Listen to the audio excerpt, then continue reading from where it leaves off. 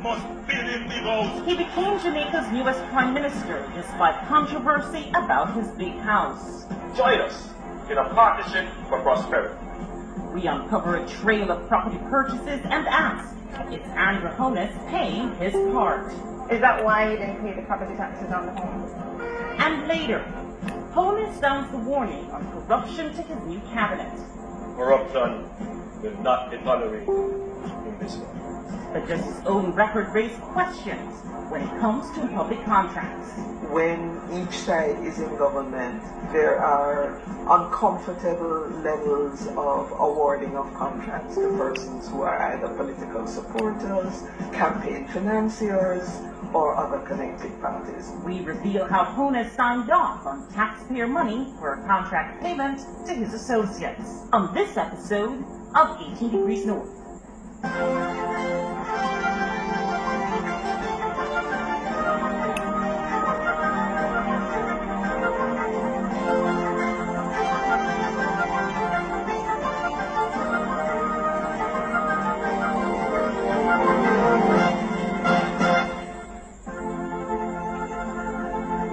18 Degrees North is brought to you by... Finally, a way to help control your diabetes.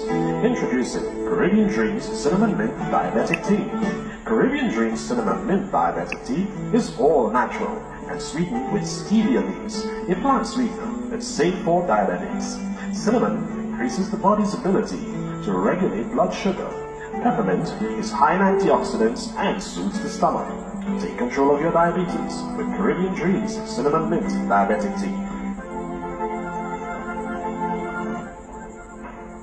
Hello, I'm Zara Burton and welcome to 18 Degrees North. It's from right here in Kingston, Jamaica, 18 degrees north of the equator, where every week we're going to take you on a global journey with us as we focus on Caribbean stories that have global impact. We begin our show with Jamaica's newest Prime Minister, Andrew Holness. During the 2016 general elections, his house became front and centre. The public, and perhaps more so the ruling People's National Party, they wanted to know why a St. Lucian company owned his house and where he got the money, since news reports had put its value at about $2 million, a figure Holness has not confirmed. After all, Holness had been a politician most of his professional life, didn't come from money, and his salary at the time was just over $60,000 each year, not counting allowances. Holness answered several of the questions asked, but we at 18 Degrees North had others. What we found was an interesting series of property purchases and an uneven playing field when it comes to personal tax matters. It also shed light on the relationship between Jamaican politicians and their associates in the awarding of public contracts. We're staying right here in Jamaica at 18 degrees north and 77 degrees west. The Labour Party believe that every poor man must build his castle. Every poor man must build him big house. And we not grudge you for it. We are going to help you to achieve that. That is why we say education for free, health for free, and we must make the place secure so you can live and enjoy yourself. This is the house, built on 3/4 of an acre, complete with stone-cut wall, in the exclusive Beverly Hills neighborhood just outside Kingston. It's a huge upgrade from where Jamaica's newest Prime Minister and then opposition leader Andrew Holness says he was born. I was born in a 2-bedroom boardhouse at 56 Cumberland Road in a Spanish town. My father is still a farmer and my mother is a retired civil servant. Property records show that Beverly Hills land was purchased by a St. Lucian-based company, ADMAT Incorporated, for $300,000 in 2011, 3 months before Holness became Prime Minister of Jamaica for the first time, and when he was Minister of Education. There's no mortgage listed. In a statement, Holness says he's the sole director of ADMAT and a shareholder, along with his 2 sons, Adam and Matthew. Holness says he got the money from funds in his accounts at 2 of Jamaica's investment banks, and used his savings, salary, loans, and credit from suppliers established through his wife, who is a real estate developer, to build the house. costing him approximately $52 million, or around 525,000 US. He says his plantation structure was used for estate planning. His attorney, Patrick Bailey, says there's that, and the additional potential benefit of avoiding transfer taxes. If the house at Beverly Hills is the only asset and you are selling it, you would simply sell the company, sell the shares. The company would have its shareholding transferred from him and his children to the new purchasers, whereas the title would remain unchanged because the new purchasers will be the owners of ADMAT and be the owners of the property. So in that case, there's no transfer from one entity to another. So you're saving on transfer tax and stamp duty and those sort of things. Civil society activist Carol Narcisse says the leader of the country shouldn't be trying to avoid taxes. Especially if you're a prime minister and you're telling your citizens that they need to conform to the regulatory environment that you have designed, that you do not think you can adhere to, because it is inimical to your interest to adhere to it, or inimical to the interest of your children's future to adhere to it, then there is a major, there's a major inconsistency there that you need to explain. Join us in a partnership for prosperity. Let's change Jamaica for the better.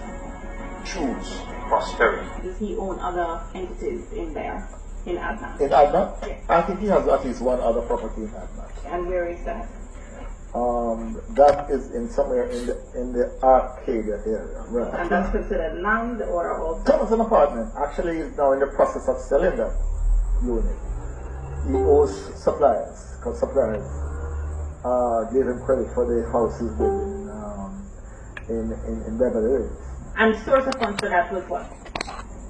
That one, I can't recall all of those details, but I seem to remember that he has always used the house that he lives in and get loans and that sort of thing. We checked the title for the property where Bailey says both Holness and his wife lived at the time of our interview and found no additional loans or mortgages other than those originally taken out in 2002 when they bought the house for $7 million Jamaican dollars, around 144,000 US dollars back then. So you were satisfied then with the source of the funds in both cases? Oh, absolutely.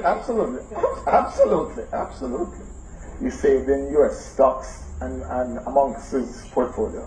So he was saving, because these are savings. Is that savings from him alone or him and his wife? I don't know that level of personal detail. that would be. Yeah, I don't know that level. Of what you know, is there any evidence? I know nothing. I've known nothing else that he owns in relation to ADMAT. He currently owns it. We checked the title for the Acadia property and found that it was indeed purchased by the same solution company ADMAT Incorporated in 2008, again when Holness was Minister of Education. The price tag, 16 million Jamaican dollars, around 219,000 US back then, and again, no mortgage was listed. Further, we also checked whether ADMAT owned additional properties and found one more. A half-acre lot, also bought in Beverly Hills on Wakefield Close in February 2009, also when Holness was Minister of Education, price tag, around 15 million Jamaican dollars, almost 173,000 US dollars, and again, no mortgage listed. So you've never heard of this Wakefield Close property before today? Let me put it this way. I have never handled, and when I look at the transfer, I see the names of lawyers who I know. And he's entitled to have more than one lawyer. We all have to eat. So all told, when it comes to properties, there's the Great House Boulevard home that Holness and his wife bought with a mortgage while Holness was a mere member of Parliament, and in the 4 years he was Minister of Education, earning the equivalent basic salary of about 60,000 US dollars per year. There was the Arcadia apartment, no mortgage listed. The land at Wakefield Close in Beverly Hills, no mortgage listed. The land for the Shenstone Beverly Hills house he's building, no mortgage listed. And around 525,000 US dollars spent building the house in the 3 years after Holness's Jamaica Labour Party lost the election in 2011. Holness, through a member of his team, said he wouldn't comment on the source of funds for any of his properties before the election, but even after, he didn't. He also said he would make his financial statement public at the end of March 2016, but he didn't. Despite several calls to Juliet Holness, a property developer, chartered accountant, and newly elected member of parliament, she didn't get back to us. We will again reduce transfer taxes, stamp duties, and estate taxes. What about property taxes? Somebody pay, you have to pay for it. At the time of our initial checks in the 2 weeks before the election, the house in Beverly Hills had an outstanding balance since 2013 on the tax administration's website. Amount about $174,000 or US $1,400 approximately. Property taxes on the Wakefield Close land in Beverly Hills were listed as not having been paid since 2009, a total of about $175,000 or US around $1,400. And the Great House Boulevard home that he owned with his wife Juliet, that was listed as outstanding since 2014, owing Jamaicans $64,000 or about $526 US. We call the tax administration to confirm. Volume is 1118. Andrew Holness. Yeah. The amount is $64,000 outstanding at $60 for 2 years. All in, Holness or his entities were listed at the time as owing almost 413,000 Jamaican dollars, around 3,400 US dollars. It wasn't clear if there were any amounts owing for the apartment at Arcadia Drive.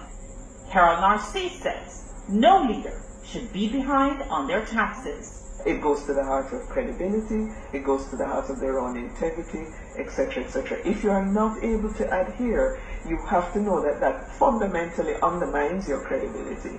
Days after 18 Degrees North brought it to Holness's attention, and before the election, the tax administration's website reflected zero balances for the 2 Beverly Hills properties at Shenstone Drive and Wakefield Close. However, taxes on the house he owned with his wife were still listed as owing as of our last check, March 18, 2016, even as he became Prime Minister of Jamaica for a second time. That I will be faithful and bear true allegiance to Jamaica. Coming up on 18 Degrees North, too close for comfort?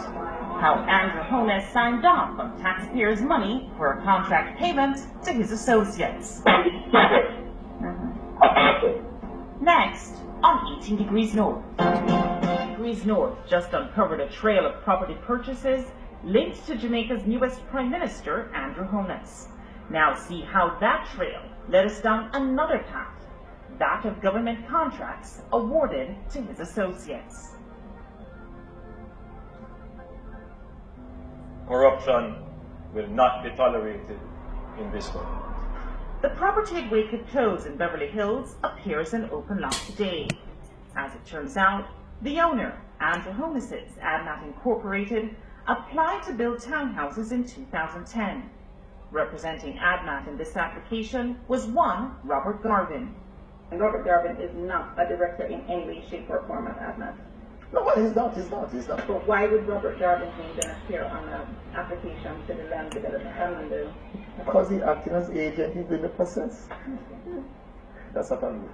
According to Companies Office records, Robert Garvin is or was the director of other entities affiliated with Andrew or Juliet Holness: Positive Jamaica Foundation Limited, Sunshine Mobile Company Limited, West Central St. Andrew Trust Limited, Omega Bridge Finance, and the Lido Taxes Service, now struck off by the company registrar. Who is Robert Garvin?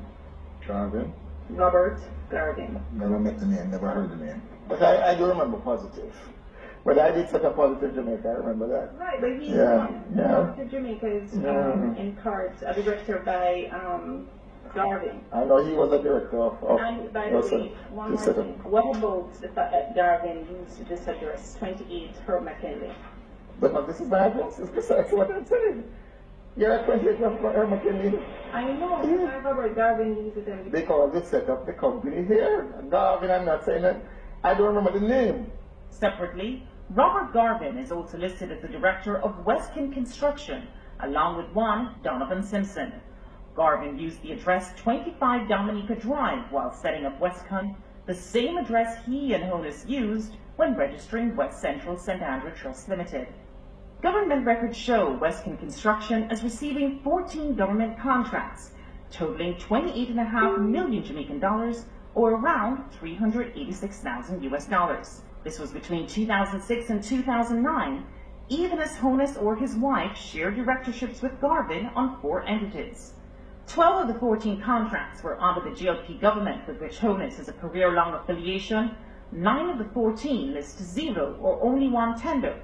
10 of the 14 were granted by the Minister of Education when Andrew Holness was Minister, and by the National Works Agency and Social Development Commission for work in Holness's constituency. Holness even instructed the Social Development Commission to pay Westcon Construction just under 1.5 million Jamaican dollars, or around US $21,000 back then. He signed the document himself. There was only one bidder for cleaning, bushing and trimming of the roadways in Holness's constituency of West Central St. Andrew. Payment was requested by Holness December 20th, 2007, and paid promptly on the same day.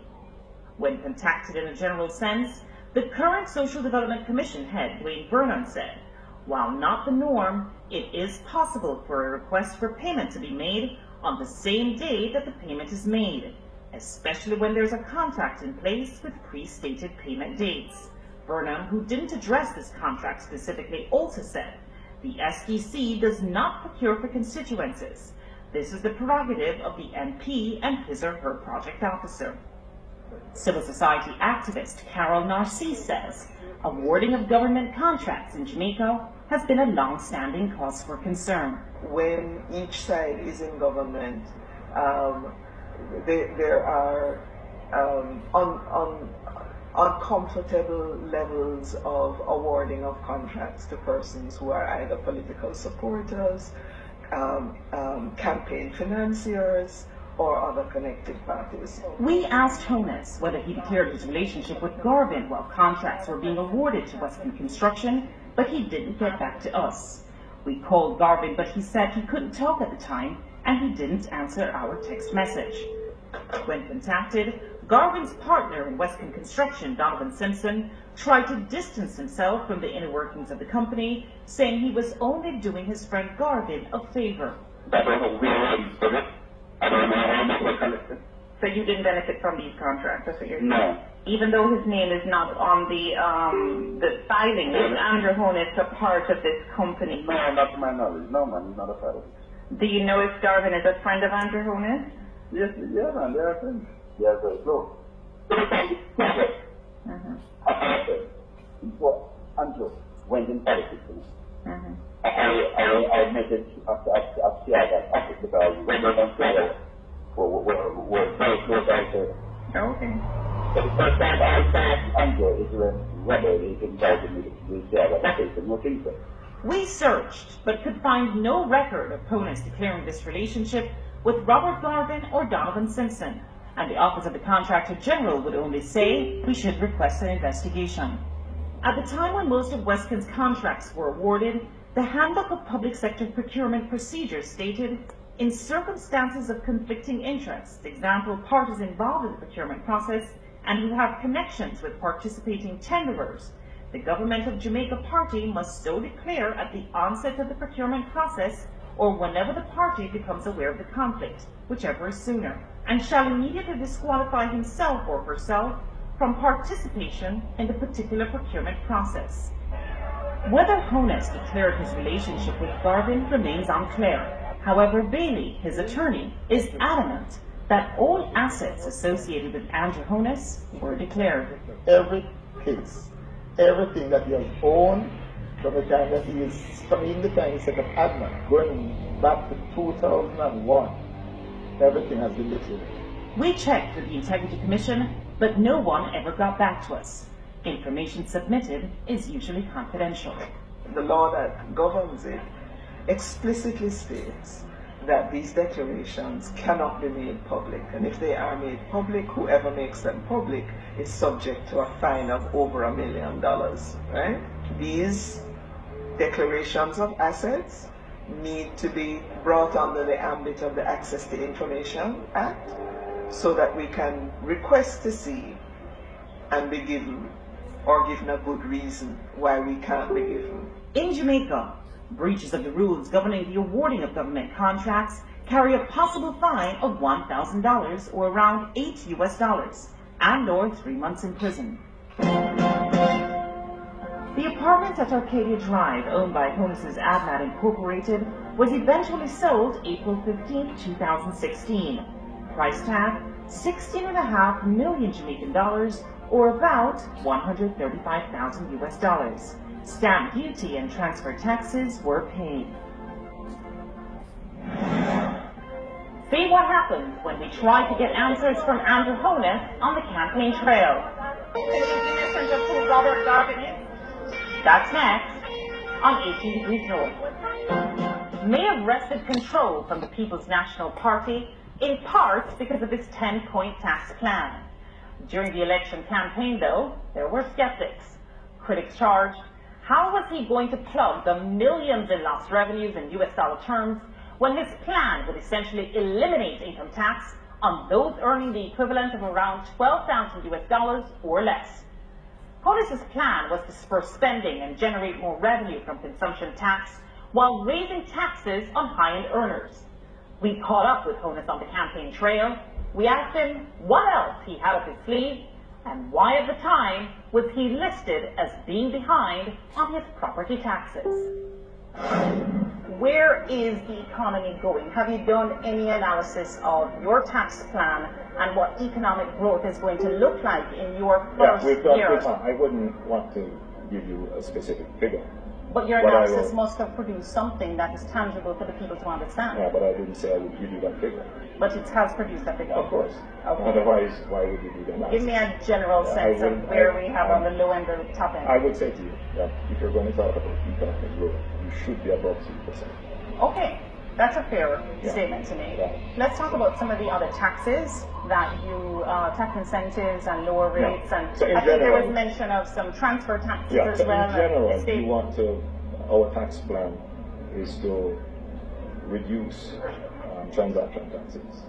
A part of economic growth is to get the velocity of transactions increasing, and particularly in construction and real estate, because those are major employment areas. So we will bring to the levels which we have done before our transfer tax and stamp duties, and estate taxes as well. You seem to don't like taxes too much because absolutely.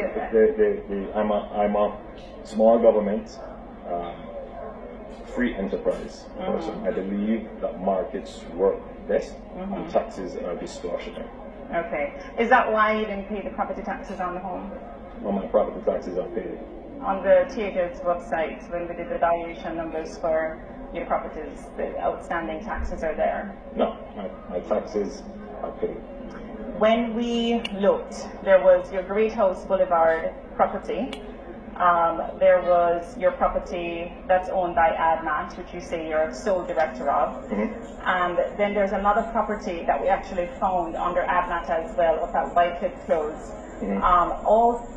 All three were outstanding. And then we saw that at Whitecliff Close, taxes seem to have been outstanding since 2009. What about the other property though at Whitecliff Close? That I will have to check on. I mean, that's been there for a little while, so I'll have to check on. But I don't want to distract from the message. No, but you are the person that's saying that you don't necessarily love taxes, yeah? Yeah. And so you are the lead. You are a leader of this country, potentially the premier leader of this country come next week. And so I'm asking you the question, as the leader of a country, do you believe that your taxes should have been more up-to-date than the record reflects? But I'm saying to you, from my best recollection, I paid my taxes. Now, if it is that they are outstanding, it's not an issue to pay them. Okay. I'm not hiding from taxes. But Adnat is designed for you to avoid potential estate taxes and transfer taxes. No, it's designed for estate planning purposes. For estate planning purposes, that means basically that you avoid some sort of taxes. And I'm saying, does it look good for a leader of a country? I'm not clear that when we set it up, it was never to avoid any kind of taxes. And it's not likely that I would be able to sell everything. It was set up merely as a way of holding assets. It's a holding company. That's it. But in any event, let's be clear. Any citizen of any country is permitted. It's not illegal to establish. And many persons have. No doubt. I'm not talking about the legality. I'm more talking about, does it look good for a leader to be trying to set up their situation so that they avoid paying tax? No. Any company can, I think, avoid being in a situation. Look, but my view on the matter is this. You should plan your estate and plan the taxes the best way possible. You just said a while ago that you don't see a sense where you would be able to sell everything. What's everything? What's everything? You mentioned 2 properties. Right. Yours way too close, right? But, which is an open land right now. Look, we'll talk again. No, one thing I wanted to ask you you've gone hold on, Mr. Holness. Mr. Holness, I must ask you a question. Can you give me a sense of who Robert Garvin is? He's the company secretary, but what's your relationship with him? So this is where we bring 18 Degrees North to a close for this week. Join us online, look us up on Twitter or on Facebook, send us your comments. We're there to bring you Caribbean stories that have global impact. From all of us here at 18 Degrees North, I'm Zara Burton. Thanks so much for watching, and we'll see you next time.